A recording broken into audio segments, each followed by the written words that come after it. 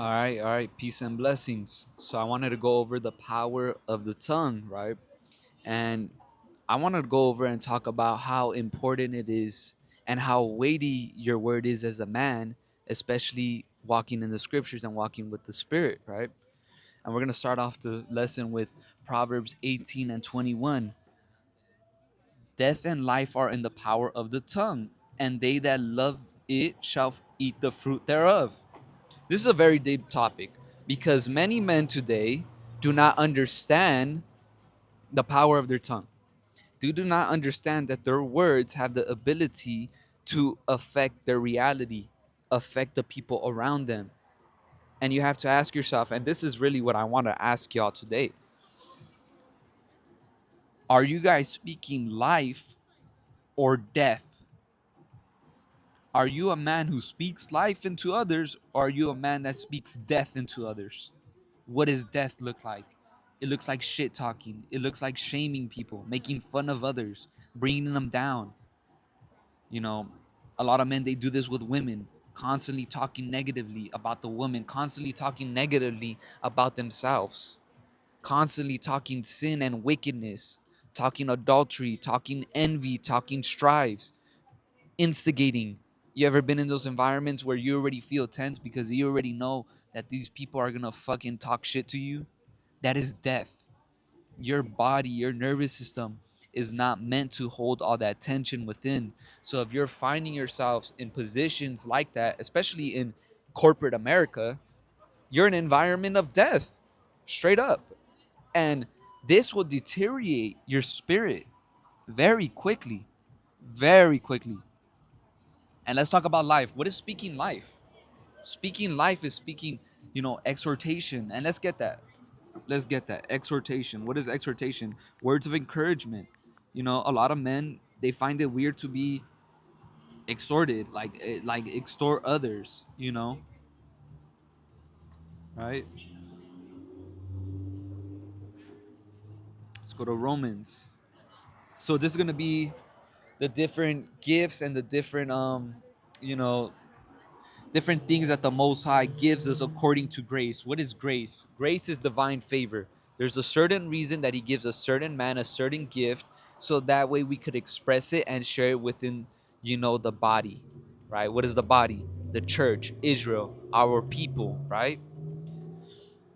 So this is Romans 12, verse 5. So we, being many, are one body in Hamashiach, and every one members one of another, having then gifts differing according to the grace that is given to us, whether prophecy, let us prophesy according to the proportion of faith, or ministry, let us wait on our ministering, or he that teacheth on teaching, or he that extorteth on extortion, he that giveth, let him do with simplicity, he that ruleth with diligence, he that showeth mercy with cheerfulness.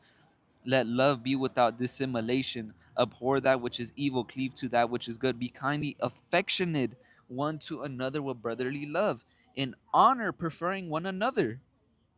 Not slothful in business, fervent in spirit, serving the Lord, rejoicing in hope, patient in tribulation, continually instant in prayer, distributing to the necessity of saints, given to hospitality. Bless them which prosecute you, bless and curse not. What is a blessing? What is a blessing? A blessing could just be not not throwing up a curse. You know what I mean? And what does a curse really look like? A curse is not cuss words. You know what the word calls cuss words. Saying fuck, shit, whatever. That is not a curse. A curse is basically wishing ill intent on someone.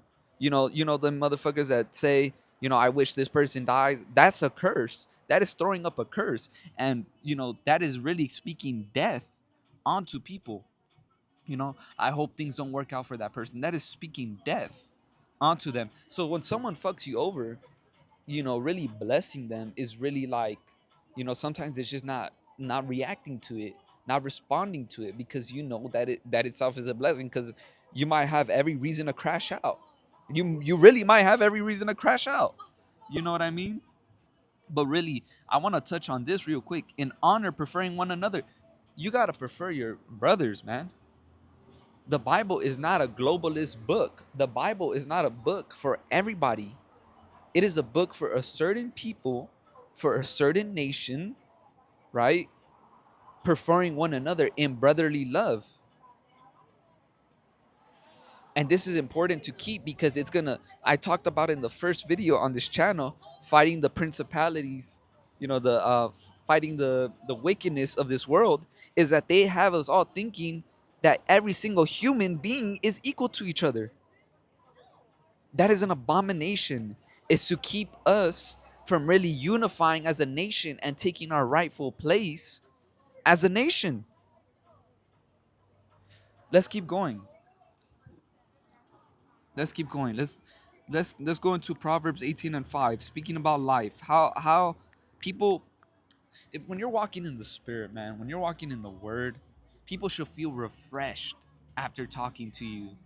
They should have more understanding of life because you are let's go into Psalms 1 first, also first, and then we'll go ahead. You're a tree planted by rivers of water. You're never thirsty because you have eternal life in you. You are speaking life.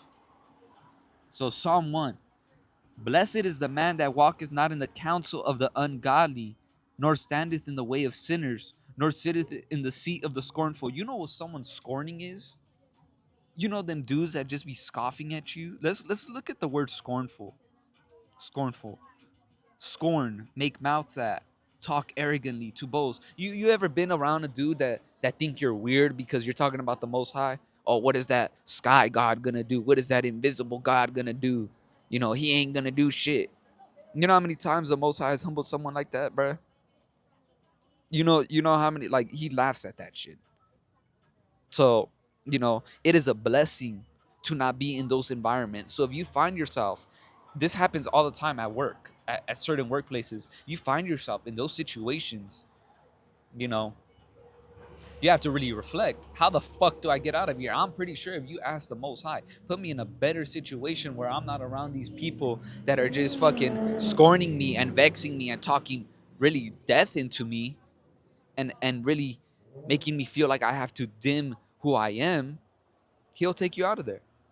But his delight is in the law of the Lord, and his law do he meditate day and night, right? And he shall be like a tree planted by the rivers of water, that bringeth forth his fruit in his season. His leaf also shall not wither, and whatsoever he doeth shall prosper. Right? He's like a tree. A man is like a tree. When you read the scriptures, a man is like a tree, because the Most High plants and he roots men with the word, and we produce fruit that are godly. That way we could share the word of life, the gospel, to our people, to bring them up, right? His leaf also shall not wither, and whatsoever he doeth shall prosper. Anything you touch will prosper.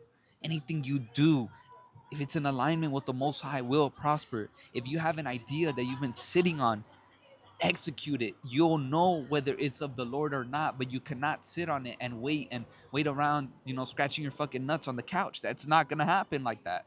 It's not gonna happen like that, you know.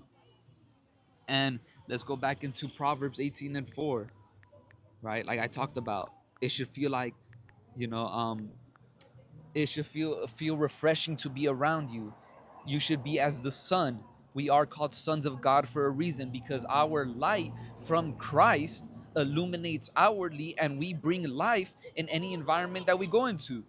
When you're out in the sun, if you've ever been out in the sun, it calms our nervous system down. It gives us life. It rejuvenates us. We really gotta be moving like fucking Superman out here. Superman go to the fucking sun and he rejuvenate. That's how you have to be moving as a man in the truth, in the knowledge. Right? The words of a man's mouth are as deep waters, and the wellspring of wisdom as a flowing brook. And I was going into the words of a man's mouth are as deep waters, and the wellspring of wisdom as a flowing brook. What does that really mean? A man of wisdom, a man of the Lord, is going to speak wisdom, is going to speak life into men and give them understanding, because a man of the Lord walking in the spirit of the Most High is going to have wisdom. He's going to have wisdom to give so people could improve their lives and live a life of fulfillment, of peace, aligned with the Most High, aligned with the truth of the Lord, right? And let's continue to go on because this is going to really break down exactly what speaking life and death is really like. It is not good to accept the person of the wicked, to overthrow the righteous in judgment. A fool's lips enter into contention, and his mouth calleth for strokes. What does that mean? You ever meet a dude who always talking shit and you just know you're gonna get into it with him? You just know that when he speaks, a fight is gonna happen. He is bruising you by his mouth. He's talking shit. He's shaming you and he's laughing it off with jokes. He thinks that calling you dumb, calling you stupid, calling you, whatever A B C Y X D is funny. That shit is not funny. That shit is not funny. Most people, they laugh it off and they're like, ha ha, it's just a joke. Nah, that shit is not true. That shit is not a joke. There's truth in satire. There's truth in jest. What they're really doing is disrespecting you and calling it a joke so they could avoid the accountability when you call the ass out. Because most people would rather laugh in your face and pretend and joke. So when you cut the ass up with truth, you don't get offended, right? So a fool's lips enter into contention, and his mouth calleth for strokes. A fool's mouth is his destruction, and his lips are the snare of his soul. Right? Most men die because they start talking out of their ass. Oh, that dude, he ain't gonna do shit. He ain't gonna do shit. And then there you go, bro. Blast it up. Talking shit to the wrong person. You ever seen those reports on the news where people talk shit, road rage to the wrong driver, and next thing you know, they get shot up? Bro, it happens, bro. It happens. This is literally speaking death. They might not be shaming, but they're really speaking death into their life. His lips are the snare of his soul. He's always getting caught up in dumb shit. The words of a talebearer are as wounds. What is this? This is a man who's gossiping. This is the man that's bringing chaos. This is, bringing disinformation, bringing instigation into environments. And they go down into the innermost parts of the belly. You don't ever forget that shit. You don't ever forget it. You don't ever forget the amount of disdain that they've brought to you, the disrespect, right? Let's keep going because this is a great topic, right? Because a lot of our people in our communities, in the, I told you guys last time, people of color communities, Hispanics, so-called blacks, we think it's funny to like talk shit to each other and roast each other, not realizing what we say has an effect on what happens, right? So we're gonna go into that as well. This is actually a part of our curses as a people, that we will hate one another, that we will already be skeptical of one another before we even walk up to them, right? So this is Leviticus 19 and 17. Or why even actually start on 15 going down to 17, right? You shall do no unrighteousness in judgment. Thou shalt not respect the person of the poor, nor honor the person of the mighty, but in righteousness shalt thou judge thy neighbor. Thou shalt not go up and down as a talebearer among thy people. Don't be spreading gossip, bruh.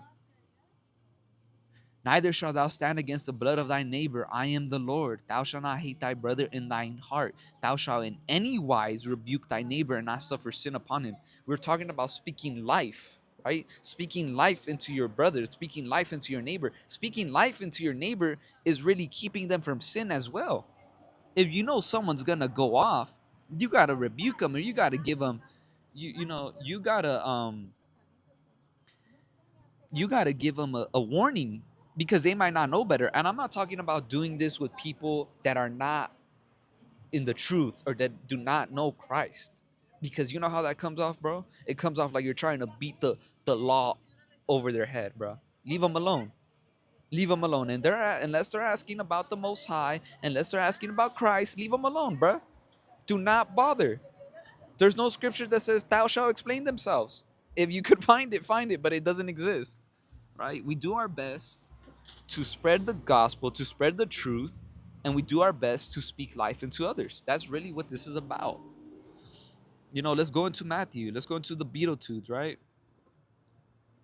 Let's see here. And we talked about how a man is like a tree planted by the rivers of water, right? And let's go over what this man really, what does his heart look like so that way he could even speak life, right?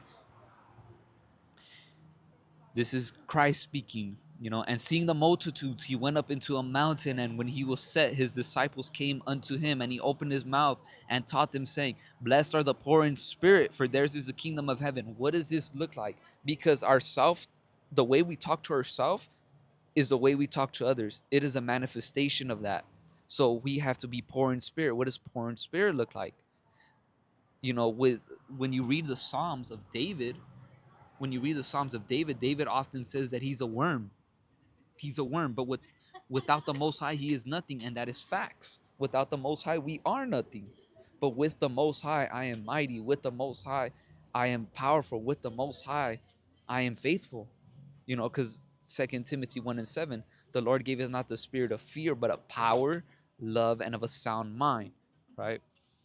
Blessed are the poor in spirit, for theirs is the kingdom of heaven. This is not talking about blessed are those who are poor and have no money. That's not what that's talking about. Do not fear success. We're meant to live abundantly. If you're walking in alignment with the Most High, we're meant to live abundantly.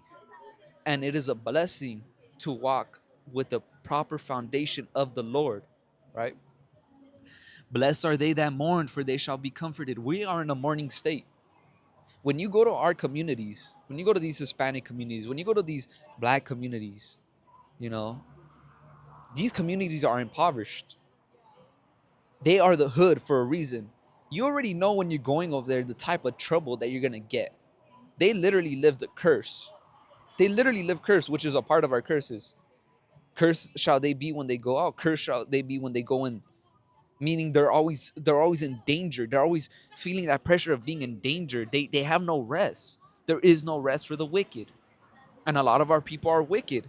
Let's call it what it is. But when you're walking in alignment with the Lord, blessed are those that come, blessed are those that go in, blessed are those that come out. It means that you're not gonna find yourself in situations where danger is coming your way because it's a blessing. The Most High is our covering. Blessed are the meek, for they shall inherit the earth. The meek, what does that look like? It means understanding who you are as a man of the Lord and walking in that power and still being able to be humble. We talked about earlier how don't have respect of the poor and honor not the mighty man. This is basically means don't treat them any differently because of their status. If a honorable man is doing wicked, and he's in the truth, you know you rebuke his ass. If the poor man is doing good but the honorable man is trying to get on him, which was what the Pharisees were doing, you side with whatever side is aligned with the truth. Blessed are they which do hunger and thirst after righteousness, for they shall be filled. Wait a minute. So if we follow the Most High's law, statutes, and commandments, we're never going to be thirsty again. We're actually going to be a wellspring of life, right? We're going to be a wellspring of life. When we speak, we're going to be speaking life. And we're going to bring up the precept, right? The words of a man's mouth are as deep waters, and the wellspring of wisdom as a flowing brook. Understanding, Proverbs 16:22, understanding is a wellspring of life unto him that hath it, but the instructions of fools is folly. You know, blessed are the merciful, for they shall obtain mercy. Blessed are the pure in heart, for they shall see God. Blessed are the peacemakers. It doesn't say those who fucking instigate and start fights and and start contentions and are always boasting and being arrogant and blase, blase, blase. For they shall be called the children of God. And I spoke on earlier that we are the children of light. When you walk into a room, your presence should shake it because of the amount of light that you have inside of you from Yahweh Shai, from Christ, right? So let's go into Ephesians 5:8. For ye were sometimes darkness, but now ye are light in the Lord. Walk as children of light, for the fruit of the Spirit is in all goodness and righteousness and truth, proving what is acceptable unto the Lord. Right? So, what is this saying? It's saying that we are like the Son, and it's a play on because we are like the Son of the Most High, because we take on the Spirit of the Son of the Most High, which is Christ. And we are like the sun of the sky. We light up the rooms, every room we walk in, because we have life in us, because we have eternal life. Let's go on to another verse. Light, right? We are the children of light. This is who we are. First Thessalonians, but ye brethren are not in darkness, that the day should overtake you as a thief. Ye are all the children of light and the children of the day. We are not of the night nor of darkness. Don't be speaking death unto people. Don't be speaking shame unto people. You know, you know, really, your tongue will kindle a fire. You know, let me see. I'm pulling up these scriptures as we go, y'all. So this is this is really testing my game. We're gonna go down because Proverbs has all types of reason. It tells you how much trouble your mouth could get you in. Where no wood is, there the fire goeth out. So where there is no talebearer, the strife ceases. Those guys that are instigating. This has been a big one. This is speaking death. As coals are to burning coals and wood to fire, so is a contentious man to kindle strife. The words of a talebearer are as wounds, and they go down into the innermost parts of the belly. Burning lips and a wicked heart are like a potsherd covered with silver dross. It shows up looking like something that's good, but it's not. He that hateth dissembleth with his lips, and layeth up deceit with him. That means he's talking shit, because that's how rotten his soul is. It's coming out from within. When he speaketh fair, believe him not, for there are 7 abominations in his heart, whose hatred is covered by deceit. His wickedness shall be showed before the whole congregation. And we're going to skip down to 28. A lying tongue hateth those that are afflicted by it, and a flattering mouth worketh ruin. Basically, those dudes they'll smile on your face, they'll hype you up, and then they'll be the first to talk shit behind you. You know. Let's go into the 7 things the Lord hates. 6 things, and then 7 is an abomination unto him. Proverbs 6 and 16. These 6 things doeth the Lord hate. Yeah, 7 are an abomination unto him. A proud look, a lying tongue, hands that shed innocent blood, and heart that divideth wicked imaginations, feet that be swift in running to mischief, a false witness that speaketh lies, he that soweth discord among brethren. A proud look. This is when a man doesn't believe in his God. This is when a man exalts himself over his God. He has that look in him. He has that look of boastfulness. He thinks he's better than he's not. This is Nebuchadnezzar in Babylon. This is Nebuchadnezzar in Isaiah. You read the book of Isaiah. This is the rulers that be today. They know the Most High exists, but you know what do? They laugh in his face. They laugh in his face. If you guys remember, a couple years back or a year ago in the Olympics, they dressed they mocked the dinner, the Last Supper of Christ, dressing them up as all transgenders. That's an abomination. A lying tongue. All lying does is fucking destroy people. That's all it does. Any man that lies to you is a man that lies to himself. He can't be trusted. Straight up. You gotta walk in truth.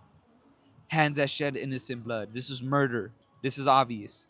And heart that divided the wicked imaginations. He's thinking about wickedness all day, how he could fuck someone else over, how he could be better than someone else, how he doesn't have what another man has. It's kind of gay if you ask me, but whatever. Feet that be swift in running to mischief. He can't mind his own fucking business. He's always walking into wickedness. A false witness that speaketh lies. We've seen women do this to athletes all the time. And that's the greater example, but we've seen this everywhere. Everyone has dealt with a false witness. He that soweth discord among brethren.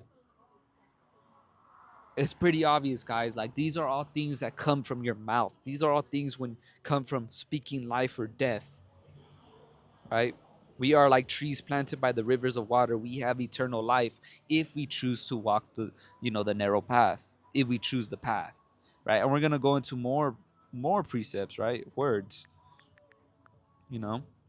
And I want to touch on one precept in particular, you know, let me see here. As he thinketh, so he is. I want to explain to you guys why people speak such wickedness. And we're gonna focus on the beginning of this verse. For as he thinketh in his heart, so is he. Wait a minute. So most people, when they talk shit to you, when they're shaming you, they're really projecting what they feel about themselves, whether they know it or not, whether they have the self-awareness or not. Because really, why would you want to speak shame and death into other people? You might say as a joke, but there's a certain aspect of truth in that. You might really feel like that, even with your tongue. Who who you speak to matters. Speak not in the ears of a fool, for he will despise the wisdom of thy words. Don't waste your fucking breath on dudes that you know are not gonna listen. They're too hard-headed. They cannot receive it. Don't cast your pearls before swine. They're too prideful, you know? Unfortunately, that's just the way it is. The Most High has to work on them. But let's go into the Apocrypha, because I'm sure the Apocrypha has some good stuff for us. Let's go into tongue, right? And this is going to be most likely we're going to be pulling scriptures from the book of Sirach, the book of Ecclesiasticus, you know. And look, you could see all the scriptures to keep thee from an evil woman. We could go into a woman the other day. The tongue of the just is as choice silver. He always knows what to say. The mouth of the just bringeth forth wisdom. You got to speak wisdom. You don't got something good to say, don't fucking say it. It's as simple. There is that speaketh like piercings of a sword, but the tongue of the wise is health. That's speaking life. Let's go into Proverbs 12 and 18. We're finding so much stuff here. The lip of truth shall be established forever, but a lying tongue is but for a moment. You're gonna find that liars, their words never last. You never remember them, but you always remember truth, even when it cut you. Lying lips are an abomination to the Lord, but they that deal truly are his delight. Right? And like I said, we're gonna go into one more precept, kindle fire. I'm pretty sure Sirach has one, right? Let's go here. Oh wow. Oh wow. What am I doing?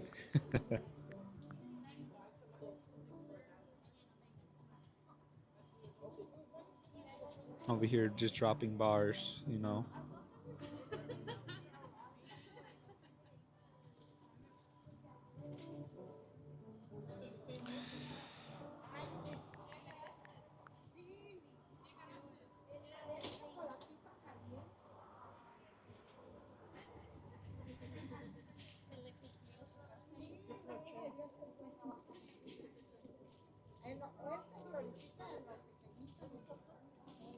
Oh, look, there's more here. For by speech, wisdom. Let's go into Sirach 4. So I'm gonna give y'all more today. Observe the opportunity. We're gonna start at Sirach 4, verse 20. Observe the opportunity and beware of evil, and be not ashamed when it concerneth thy soul. Don't be afraid to rebuke someone, especially when your soul is in the mix, right? For there is a shame that bringeth sin, and there's a shame which is glory and grace. Sometimes you gotta be shamed so you learn the hard way. It's just the way it is. Sometimes we gotta go through that correction. Accept no person against thy soul, and then at the reference of any man cause thee to fall. Don't put men on a pedestal and expect not to fall. Refrain not to speak when there is occasion to do good, and hide not thy wisdom in her beauty. This is discernment. This is knowing when to speak, not knowing when to speak, right? Speak wisdom, speak life when you have the opportunity to do so, when you have the opportunity to help someone out. And know, for by speech wisdom shall be known, and learning by the word of the tongue. In no wise speak against the truth, be abashed of the error of thy ignorance. Don't speak against the truth. Don't speak against the truth. You know, even goes down, strive for the truth unto death, and the Lord shall fight for thee. Be not hasty in thy tongue, and thy deeds slack and remiss. Don't be don't be such in a rush to speak. Be calm, collected, cool. That's how Christ moved. He was calm. He always knew what to say because he was rooted deeply in who he was in the Most High. You know, him and the Father were one. That means they were moving after one line, one mind. They were aligned. You know, and I really want to find this last precept right here. Tongue kindles a fire. It's really, you know. See if I can find it. If I cannot find it, y'all, it is what it is. Oh, look, this is another. There's just so many. Let's go to Sirach 28. You know,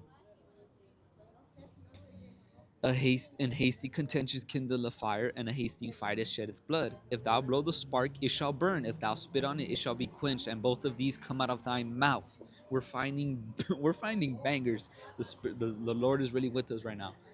A hasty contention, right? You got to be able to put out these fights. You got to be able to put out these contentions. Don't be afraid to speak up. If you keep adding to the fire, you're going to keep the fight up. You're going to keep the strife up. But if you spit on it, if you say that right thing, you're going to cut it out. Curse the whisper and the double tongue, for such have destroyed many that were at peace. That's one dude that's that dude that says something out of his left side of his mouth and then say another thing out of the right side. A bike bite, a backbiting tongue had disquieted many and driven them from nation to nation. Strong cities had pulled it down and overthrown the houses of great men. We talked about it in the beginning of the chapter, in the beginning of the lesson, how in our communities, Hispanic communities, black communities, it is a very normal thing to talk shit to one another. This is literally what backbiting is. It's the normalization of roasting, really, which is shaming. And when you ask these generations, why are we so afraid to really speak our mind? Why are we so afraid, and really why can't we handle any pressure? It's because we lived off with pressure and tension and shame all our life. And if you know shame really shows up as self-awareness in your mind. You think that whatever it is that you were told is the truth when it's not. And you'll find yourself downplaying yourself, speaking negatively to yourself. If your self-talk is very negative, that's shame. It's not truth. And you have to really rewire your mind to look for blessings in your life. Because I'll kid you not, most oftentimes people that speak negatively to themselves find negativity in their life. And it all starts from the mind. A backbiting tongue hath cast out virtuous women and deprived them of their labors. There's many men that project their hate on their wives and they lose them because their tongue is so rash, because they're constantly shaming them. Whoso hearketh unto it shall never find rest and never dwell quietly. If you ever been around these environments, there's never peace. You constantly feel unworthy around these people. You don't feel enough around these people. The stroke of the whip maketh marks in the flesh, but the stroke of the tongue breaketh bones. You ever been shamed? You ever been shit talked so badly that your bones, you feel in your insides, you feel like breaking down.